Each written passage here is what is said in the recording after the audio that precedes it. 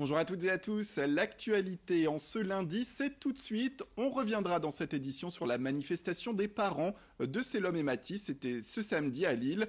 On reviendra également sur la colère des infirmières des blocs opératoires aujourd'hui à Lille. On fera un tour au nouveau siège de Booking à Tourcoing et on parlera de dessins animés Made in Nord-Pas-de-Calais. Dans l'actualité, une manifestation 22 mois après avoir été tuée, happée par un train en fuyant la police. Selom et Matisse ont fait l'objet d'une manifestation de 300 personnes samedi à Lille.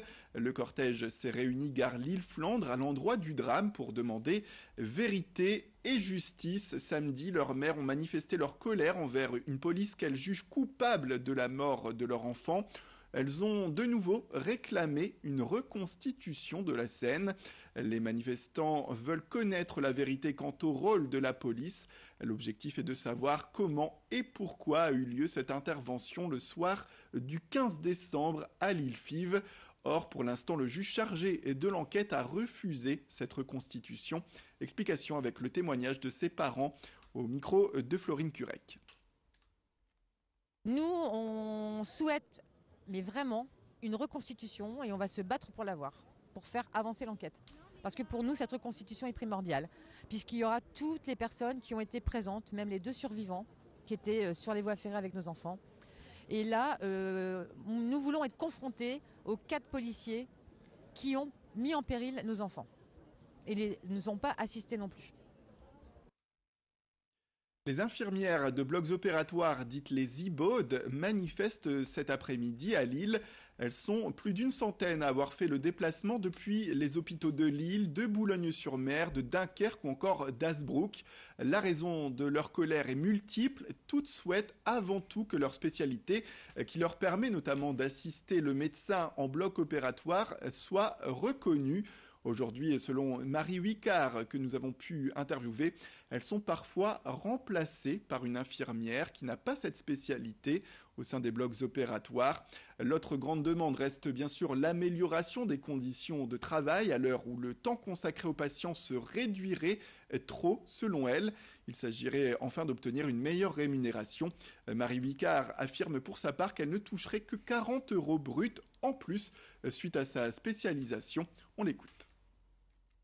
De par notre formation, nos 18 mois de formation en plus de nos 3 ans et demi en tant qu'infirmière, on a obtenu une spécialisation qui nous a permis d'acquérir des compétences, un savoir-faire au niveau technicité également pour travailler dans les blocs opératoires.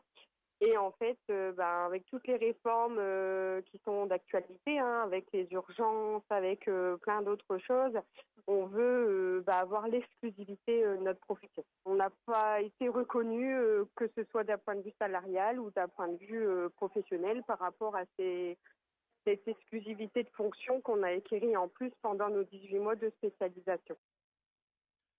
Retour dans cette édition sur la venue vendredi de 2 ministres à Tourcoing. Gérald Darmanin, le ministre de l'Action et des Comptes Publics, était accompagné de Jean-Yves Le Drian, le ministre de l'Europe et des Affaires étrangères, pour inaugurer les nouveaux locaux du centre Booking.com. Aujourd'hui, la société compte près de 700 salariés sur le site et 880 d'ici les prochains mois. Installée à Tourcoing depuis 2011, l'entreprise d'origine néerlandaise a déménagé récemment sur un complexe de 6500 mètres carrés. Une extension pour poursuivre son développement en continuant de recruter. Le but ultime des dirigeants est de devenir le premier centre d'appel d'Europe. Les 2 ministres sur place sont revenus, bien sûr, sur l'attractivité du territoire avec les acteurs locaux. Ça révèle que l'attractivité de la France est au rendez-vous, puisque Booking.com était, c'est vrai, installé à Tourcoing, mais au moment de son extension, a essayé de regarder ailleurs s'il n'y avait pas des éléments plus attractifs, et puis finalement ils refont le choix de Tourcoing. Ça montre que Tourcoing est attractif, mais ça montre aussi que globalement la France est devenue attractive. Et par ailleurs, c'est une nouvelle donne du tourisme, puisque nous sommes là dans le tourisme à la demande, dans l'identification, la personnalisation de la demande touristique, et que Booking.com a été en mesure d'y répondre avec la diversité de ses activités et la qualité de ses réponses. Donc c'est une belle avancée pour le tourisme en France. Et puis pour terminer, depuis ce week-end, la chaîne de télévision France 3 diffuse le dessin animé Mick le mini-chef. Cette production culinaire s'adresse aux enfants qui adorent passer leur temps dans la cuisine pour régaler leur entourage. Dans cette production d'animation, Nicolas Gauthier, le chef du restaurant étoilé Nature à Armentières, a participé à l'élaboration de toutes ces recettes. Contacté par la production Red Frog basée à Euratechnologie à Lille il y a 4 ans, alors qu'il était chef de la laiterie à Lambersart, il a accepté le défi d'imaginer une centaine de petites recettes équilibrées, simples et surtout variées. A noter que France Télévisions a choisi la semaine du goût pour lancer le programme, une idée qui se veut judicieuse car Mick le mini-chef entend promouvoir le bien manger, le bien bouger de manière amusante et bien sûr ludique. Idil Gunay est allé rencontrer le chef à l'origine de toutes ces recettes. On a juste adapté les recettes pour que ce soit vraiment à la portée du public, des enfants, mais aussi des adultes qui vont accompagner les enfants, que ça soit compréhensible assez facilement, tout en respectant surtout un maximum des produits de saison, des produits à bas prix, des produits qui sont vraiment à la portée de tout le monde. On a les sucettes de canard, on a un Vegeta Burger, on a... Enfin voilà, il y a plein de noms très drôles. On a un riz Casimir, on a un œuf au ski qui représente un peu l'œuf à la neige d'une façon un peu différente.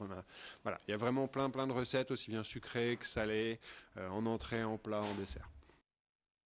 Voilà pour cette production qui a démarré avec un premier épisode, c'était ce samedi. C'est la fin de cette édition. Merci à toutes et à tous de nous avoir suivis. Restez avec nous, l'information continue avec au prochain quart d'heure un nouveau flash et de nouveaux titres. En attendant, après le jingle, retrouvez tout de suite vos prévisions météorologiques complètes.